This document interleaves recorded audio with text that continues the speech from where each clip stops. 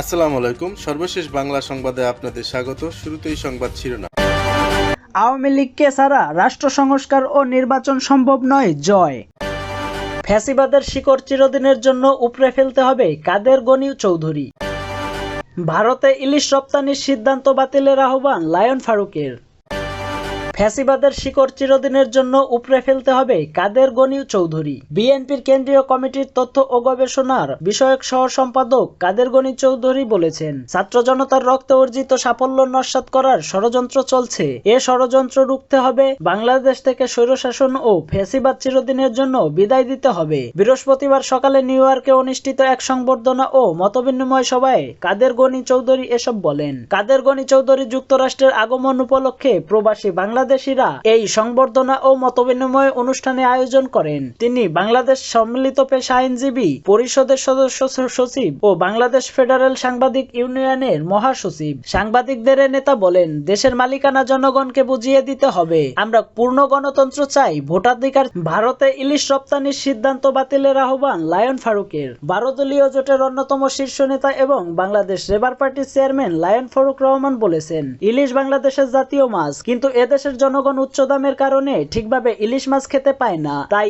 আগে দেশের মানুষের চাহিদা পূরণ করতে হবে। এজন্য আমরা অন্তর্বর্তী সরকারকে ভারতে ইলিশ রপ্তানির সিদ্ধান্ত অনবলম্বে বাতিলের আহ্বান জানাচ্ছি। অন্যথায় দেশপ্রেমিক রাজনৈতিক দলগুলো ও জনগণ আরো কঠোর কর্মসূচি দিতে বাধ্য হবে। বুধবার বিকেলে জাতীয় প্রেস ক্লাবের সামনে এক বিক্ষোভ সমাবেশে এসব কথা বলেন তিনি। লায়ন ফারুক রহমান বলেন, ভারতের স্বরাষ্ট্রমন্ত্রী ও বিজেপি নেতা অমিত শাহ সম্প্রতি অনুপ্রবেশকারী বাংলাদেশিদের নিয়ে যে বক্তব্য দিয়েছেন সেটা ঔদ্ধত্যপূর্ণ, বাংলাদেশের স্বাধীনতা ও সার্বভৌমত্বে আঘাতের শামিল। আমরা তার এই বক্তব্যের তীব্র নিন্দা এবং প্রতিবাদ জানাচ্ছি। একই সঙ্গে তার এই বক্তব্য অনতিবিলম্বে প্রত্যাহারের আহ্বান জানাই। লেবার পার্টির এই চেয়ারম্যান বলেন, আমরা দেশের জনগণের জন্য রাজনীতি করি, জনগণের পাশে আছি, থাকবো। দেশের সব ক্রান্তিকালে বাংলাদেশের লেবার পার্টি সোচ্চার ছিল। আগামীতেও যে কোনো আন্দোলন সংগ্রামে আমরা রাজপথে থাকবো ইনশাল্লাহ। আওয়ামী লীগকে ছাড়া রাষ্ট্র সংস্কার ও নির্বাচন সম্ভব নয়। জয়। আওয়ামী লীগ ছাড়া প্রকৃত সংস্কার এবং অংশগ্রহণমূলক নির্বাচন অসম্ভব। তাই এ প্রক্রিয়ায় সাবেক প্রধানমন্ত্রী শেখ হাসিনার দলকে সম্পৃক্ত করার আহ্বান জানিয়েছেন তার পুত্র সজীব ওয়াজেদ জয়। মঙ্গলবার যুক্তরাষ্ট্রের ওয়াশিংটন ডিসি থেকে ব্রিটিশ বার্তা সংস্থা রয়টার্সকে দেওয়া এক সাক্ষাৎকারে আওয়ামী লীগ নতুন এ অবস্থানের কথা স্পষ্ট করেছে জয়। বাংলাদেশ সেনাবাহিনীর প্রধান জেনারেল ওয়াকুজ্জামান 18 মাসের মধ্যে নতুন নির্বাচন আয়োজনের অন্তর্বর্তী সরকারকে সমর্থনের যে কথা বলেছেন তাতে অসন্তোষ প্রকাশ করেন সজীব ওয়াজেদ জয়। 18 মাসের সময়সীমাকে প্রত্যাশার চেয়ে অনেক দেরি বলে উল্লেখ করলেও তিনি এতেই খুশি বলে জানান। নির্বাচন আয়োজনের সময় আরও আগেই প্রত্যাশিত ছিল বলেও তিনি মন্তব্য করেছেন। রক্তক্ষয়ী ছাত্র বিক্ষোভের সময় শেখ হাসিনাকে রক্ষায় পদক্ষেপ নিতে জেনারেল ওয়াকুজ্জামান অস্বীকৃতি জানানোর পর ভারতে পালিয়ে যান শেখ হাসিনা।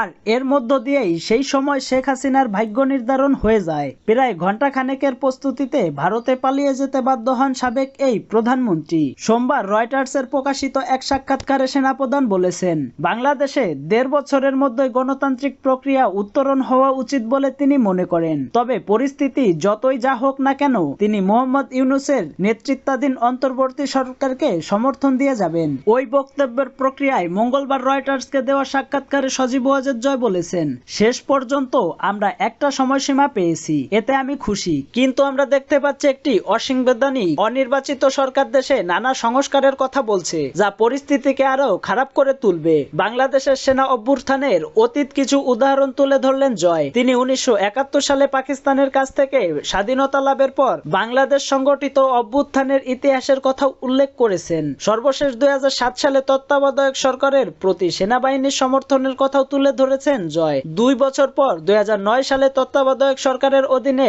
অনুষ্ঠিত নির্বাচনের মাধ্যমে ক্ষমতায় আসেন শেখ হাসিনা। পদত্যাগ করে ভারতে পালিয়ে যাওয়ার আগে তিনি 15 বছর ধরে দেশ শাসন করেন। শেখ হাসিনা পালিয়ে যাওয়ার পর পুলিশ বাহিনীর মধ্যে বিশৃঙ্খলা তৈরি হয়। এরপর থেকে দেশের পরিস্থিতি স্বাভাবিক করতে বাংলাদেশের শক্তিশালী সামরিক বাহিনী মুখ্য ভূমিকা পালন করেছেন। সেনাপ্রধান ওয়াকুজ্জামান বলেছেন, তিনি প্রতি সপ্তাহে অন্তর্বর্তী সরকারের প্রধান উপদেষ্টা ডক্টর মোহাম্মদ ইউনূসের সাথে দেখা করেন। দেশে স্থিতিশীলতা আনার লক্ষ্যে সরকারের নেওয়া প্রচেষ্টায় সামরিক বাহিনীর সমর্থন সমর্থন রয়েছে। সেনাবাহিনীর এই সমর্থন অব্যাহত রাখতে হবে বলে জানান তিনি। আগস্টের অন্তর্বর্তী সরকার ক্ষমতা গ্রহণের পরপরই আগামী 3 মাসের মধ্যে নির্বাচন অনুষ্ঠানের আহ্বান জানিয়েছিলেন দেশের প্রধান দুই রাজনৈতিক দল বাংলাদেশ আওয়ামী লীগ ও বাংলাদেশ জাতীয়তাবাদী দল বিএনপি। নোবেলে শান্তি পুরস্কার বিজয়ী ডক্টর মোহাম্মদ ইউনূসের নেতৃত্বে বর্তমান অন্তর্বর্তী সরকার নির্বাচনের আগে বিচার বিভাগ, পুলিশ ও আর্থিক প্রতিষ্ঠান সংস্কারের প্রতিশ্রুতি দিয়েছে। তবে এই সংস্কারের কাজ শেষ করতে কতদিন লাগতে পারে সেই বিষয়ে নির্দিষ্ট কোনো তারিখ ঘোষণা করা হয়নি। বুধবার প্রধান উপদেষ্টা ইউনূসের কার্যালয়ে এক বিবৃতিতে বলা হয়েছে, গঠিত 6টি সংস্কার প্যানেলের সুপারিশ পাওয়ার পর রাজনৈতিক দলগুলোর সঙ্গে আলোচনা করবে অন্তর্বর্তী সরকার। সংস্কারের বিষয়ে ঐক্যমত পোষণ করা হলে এবং ভোটার তালিকা প্রস্তুত হলে ভোটের তারিখ ঘোষণা করা হবে। বিবৃতিতে বলা হয়েছে, বিএনপি বলেছে তারা যত তাড়াতাড়ি সম্ভব নির্বাচন চায়। অপরদিকে যুক্তরাষ্ট্রের ওয়াশিংটন ডিসিতে বসবাসরত সজীব ওয়াজেদ জয় বলেছেন, দেশের সবচেয়ে পুরনো এবং বৃহত্তম রাজনৈতিক দলকে বাদ দিয়ে কোনো অগ্রহণযোগ্য সংস্কার ও নির্বাচন করা সম্ভব নয়। তিনি আরো বলেন, এটা অন্তর্বর্তী সরকারের ওপর নির্ভর করছে যে তারা আওয়ামী লীগের সঙ্গে আলোচনা করবে নাকি তাদের মত মতো করে নির্বাচন আয়োজন করবে। গণ আন্দোলনের সময় হত্যাকাণ্ডের ঘটনায় শেখ হাসিনার বিচার দাবি করেছে শিক্ষার্থীরা। এমন পরিস্থিতিতে শেখ হাসিনা দেশে ফিরবেন কিনা জানতে চাওয়া হলে সজীব ওয়াজেদ জয় বলেন, এটা শেখ হাসিনার সিদ্ধান্ত।